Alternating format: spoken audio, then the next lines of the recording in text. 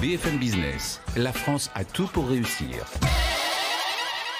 Bonjour Baptiste Fulaine. Bonjour. Alors on parlait donc à l'instant, on écoutait parler le patron de Voltaire sur la fabrication en France. Alors vous, vos vélos électriques pliables, ils sont fabriqués où ou assemblés où en France? Alors on a une usine de production basée à Genasse, en région lyonnaise, où on a une ligne d'assemblage de 30 mètres de long. Ça a été pour nous très important dès le début de la société de créer cette usine de production en France pour justement créer de la valeur sur notre territoire. Mais ça a d'autres avantages, comme par exemple le contrôle de la qualité des produits, ce qui est très important pour nous. Quand on a notre propre usine de production, on peut contrôler totalement la production des produits. Et faire un service après-vente éventuellement après aussi d'ailleurs. Exactement. Donc avoir un service après-vente rapide et efficace, ça a été vraiment la clé de notre développement et ce qui a fait notre réputation jusqu'à aujourd'hui. Alors, même question qu'à François Ligier, on est sur de l'assemblé en France, du fabriqué en France. Vous connaissez voilà, toute l'ambiguïté sur le pourcentage de pièces qui sont faites ici. Exactement. En fait, l'industrie du cycle, c'est une industrie d'assemblage. Donc, on travaille avec des partenaires comme l'industrie automobile où on va venir assembler certaines pièces. On va développer des pièces comme le cadre, la fourche, dans notre cas, la batterie qui est située dans la tige de selle aussi. Et toutes ces pièces sont rapatriées dans une usine. On va monter l'ensemble du vélo de A à Z en France. Donc fabriqué en France, on a bien compris, c'est assemblé. Et même, je crois qu'il y a des pièces que vous êtes en train de rapatrier la production. Je pense au rayonnage des roues. Bien sûr. Donc on a déjà certaines pièces qui viennent de France, comme nos éclairages, nos celles qui viennent d'Italie. Et les roues, justement, c'est un des gros projets du moment. Nos roues seront d'ici la fin octobre, mi-octobre même, 100% fabriquées en France, que ce soit les rayons, les jantes. Et ça passe notamment par l'acquisition de 3 machines qui vont être installées d'ici quelques semaines dans nos entrepôts et des recrutements qui vont avec. C'est-à-dire, vous êtes à combien de salariés à l'heure actuelle et vous allez passer à combien en intégrant bien sûr l'argent frais qui vient de cette levée de fonds, 16 millions d'euros, dont 5 millions en dette. Pardon. Exactement. Aujourd'hui, on a environ 35 personnes. D'ici la fin de l'année, on sera environ une cinquantaine de personnes avec l'augmentation justement des capacités de production, puisque aujourd'hui, donc on a une capacité de production d'environ 1200 vélos par mois. D'ici la fin du mois, on attaque en 2-8, donc en 2 équipes, ce qui va nous permettre de doubler les capacités de production et de passer à 2400 vélos par mois de capacité de production. Alors, marché, je le disais, très dynamique. On a vu donc l'année dernière près de 3 millions de vélos vendus en France. Je crois que c'est 2,8 millions, un quart en électrique. Donc vous êtes sur l'électrique. On va parler de votre gamme dans un petit instant. Mais ça vous porte évidemment cette tendance vélo. Et qu'avez-vous pensé? J'imagine que vous l'avez écouté, la Première ministre Elisabeth Borne qui veut faire de la France une vraie nation du vélo avec un deuxième plan à 250 millions d'euros. Exactement. Ce plan vélo qui a été annoncé il y a 2 jours est une très bonne initiative. Une partie va être destinée justement aux infrastructures liées au vélo, donc aménagement de pistes cyclables, création de parkings à vélo, puisque c'est un vrai problème aujourd'hui. Et deuxième partie de ce plan vélo qui est destiné à l'industrialisation de l'industrie du cycle, tout simplement en France. Donc que ce soit l'assemblage de vélos ou même l'industrialisation de certains composants. C'est une très bonne initiative. On voit que le gouvernement met des efforts là-dessus.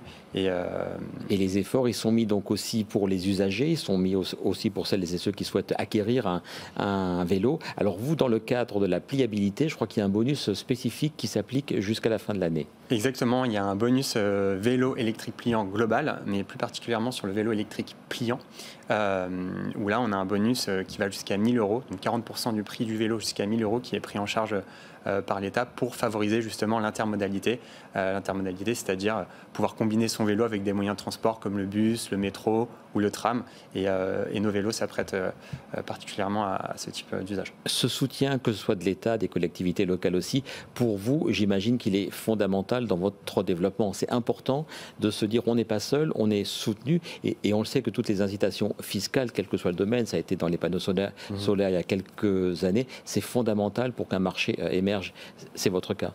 Exactement, le fait qu'il y ait des aides de la part du gouvernement, ça pousse déjà, ça fait parler du vélo, ça pousse également les gens à reconsidérer leurs moyens de déplacement, donc c'est très important pour nous. Chez Ovolt, on se bat pour que les citadins passent à des moyens de transport plus propres, justement en proposant des produits qui sont adaptés, qui répondent aux problématiques d'aujourd'hui. Aujourd'hui, on voit les villes qui se redessinent, il y a de plus en plus de citadins qui souhaitent passer à des moyens de transport plus propres, comme le vélo électrique. mais il y a encore des freins à l'adoption de ce moyen de transport. On a toujours tendance à penser que le vélo électrique est lourd, encombrant. On a peur de ne pas trouver de place où le garer. On a peur surtout de se faire voler. C'est le principal frein à l'achat. Absolument. Et justement, chez Eovolt, on développe des produits qui sont adaptés, pliants, légers, compacts. Alors, la pliabilité, on va voir quelques extraits de votre gamme, quelques images. Il y a 3 noms qui sont très clairs. C'est le morning, c'est l'afternoon et c'est l'evening. Dites-nous un mot sur chacune de ces trois gammes. Celle du matin, pourquoi morning? Morning.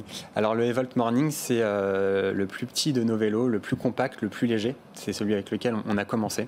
Donc c'est un vélo en roue 16 pouces qu'on va pouvoir transporter dans le train, dans le métro, dans le bus, qu'on va pouvoir ramener chez soi sans problème. C'est vraiment un vélo électrique léger, compact. 1699 €. Exactement, qui sort à 1700 €. L'afternoon. Ensuite, on a le Eovolt Afternoon, donc qui reprend et qui se plie de la même façon que le Eovolt Morning, mais avec des un peu plus grandes roues, des roues de 20 pouces, avec une batterie un peu plus importante aussi. Donc on est sur un modèle un peu plus performant, mais du coup on perd en légèreté. Voilà. Et on termine par l'evening, bien sûr, par la soirée. Et le evening, je précise que l'afternoon et l'evening sont à 2099 au prix de base. Exactement. Donc le modèle evening, qui est notre dernier modèle en date, qui est pour le coup qui s'apparente à un vélo électrique classique. Quand je dis classique, c'est non pliant avec ses roues de 24 pouces, mais qui reste compact, comme on peut le voir juste derrière vous, en ramassant la tige de selle et en abaissant également le guidon qui vient s'abattre sur la fourche. Donc on a un vélo qui fait 25 cm de large une fois plié. Votre circuit de distribution, je crois que vous avez 600 revendeurs en France et dans plus de 10 pays européens, ça reste des chiffres d'actualité? Exactement, aujourd'hui on a plus de 600 revendeurs dans toute l'Europe. Donc on travaille avec des magasins spécialisés cycle et mobilité électrique afin d'assurer un service après-vente et un suivi sur nos produits. Donc 600 points de vente dans toute l'Europe en effet. Et au final, donc 50% de votre chiffre d'affaires à l'heure actuelle est à l'international, donc hors des frontières de France. Ça va. Vous souhaitez aller encore plus dans ce chiffre-là? Exactement, c'est aussi pour ça qu'on a effectué cette levée de fonds. Cette levée de fonds, elle est destinée à 4 choses principales. La première, c'est tout d'abord d'augmenter nos capacités de production et de recruter en conséquence et d'adapter nos outils de production pour justement augmenter le volume de production. Deuxième point, c'est de se développer à l'international, on en parlait juste avant, donc asseoir la notoriété qu'on a dans certains pays actuellement, mais aussi se développer dans d'autres pays, attaquer hors Europe et se développer à l'international. Troisième point de cette levée de fonds, ça va être également de développer de nouveaux produits, tout en améliorant les produits existants. Donc toujours en se concentrant sur l'usage et mettre l'utilisateur au centre de toutes les attentions quand on développe nos produits. Et enfin, cette levée de fonds va nous servir également à faire rayonner la marque en France et à l'international. Ces dernières années, on s'est beaucoup focalisé sur le produit, sur le savoir-faire, sur le produit, sur réindustrialiser l'assemblage, certains composants en France. Maintenant, il est temps pour nous de parler après le savoir-faire, le faire savoir, et donc faire connaître notre marque en France et à l'international. Eh bien, le faire savoir, ça passe par un passage dans cette émission. Merci beaucoup d'avoir été l'invité de la France à tout. Merci à vous d'avoir reçu. Et la concurrence, d'ailleurs, elle est forte. On a parlé des vélos Voltaire, on a parlé des vélos MAD dans cette émission, etc. Est-ce que la concurrence est une émulation ou est-ce qu'il faut vraiment se battre au quotidien pour se faire son petit point supplémentaire de part de marché? Alors, on voit de plus en plus d'acteurs qui arrivent sur le secteur de la mobilité électrique et du vélo électrique en particulier. La plupart de ces acteurs sont focalisés sur le vélo électrique classique. Quand je dis classique, encore une fois, c'est non pliant.